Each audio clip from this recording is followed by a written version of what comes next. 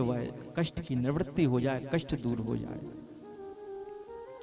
इतना वह विचार कर रहे थे, इतने में एक संत जी आते हैं, सूत जी महाराज, वेद व्यास जी महाराज के परम प्रिय शिष्य हैं। जैसे सूत जी महाराज आते हैं तो ये जो सोनकादि ऋषि हैं सब खड़े हो जाते हैं, उनका आदर सत्कार कर, अरे महाराज जी आइए आइए। जैसे वह संत जन खड़े होते हैं, उनका आदर सत्कार करते हैं, तो सूत जी महाराज कहते हैं हमको अच्छा नहीं लग रहा है, आप इतने वृद्ध हैं, इतनी बड़ी बड़ी लंबी आयु वाले हैं कि जिनके सामने चारों युग भी बीत गए, लेकिन इतनी बड़ी बड़ी उनकी आयु है, और एक 20 वर्ष का नवयुवक संत आया और उस नवयुवक संत के सामने वह नतमस्तक हो रहे हैं। सूत जी महाराज कहते हैं आप लोग इतने वृद्ध हैं और आप हमारा इतना सत्कार कर रहे हैं, यह हमको शोभा नहीं देता, यह हमको अच्छा नहीं लगता। तो वह सोनकादि ऋषि कहते हैं महाराज, पुराणों में कहा गया है धन वृद्धा बल वृद्धा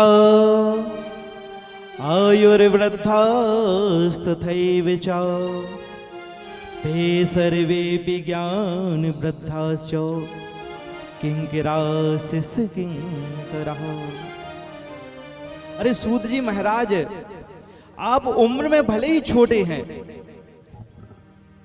लेकिन आपके पास ज्ञान बहुत है। और वेदों में पुराणों में कहा गया है कि कोई धन में बड़ा होता है, कोई बल में बड़ा होता है, कोई आयु में बड़ा होता है,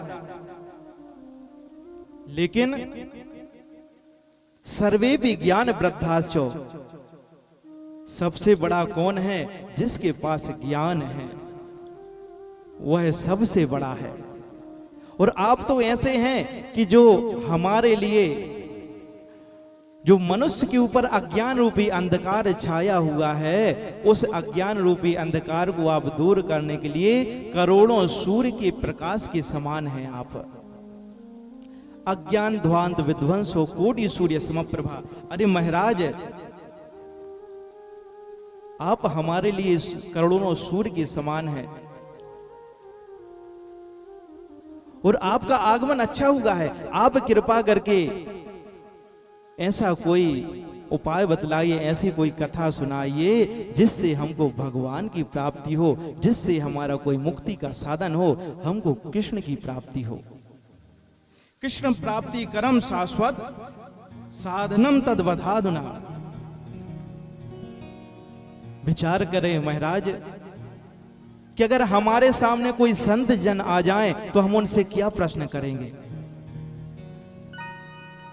हमारा तो यही प्रश्न होगा कि महाराज आप बताइए, बहुत समय बीत गया है, अगर हम व्यापारी हैं तो कहेंगे कि व्यापार हमारा बहुत कम चल रहा है, कोई ऐसा उपाय बतलाएं जिससे हमारा व्यापार बढ़ जाए।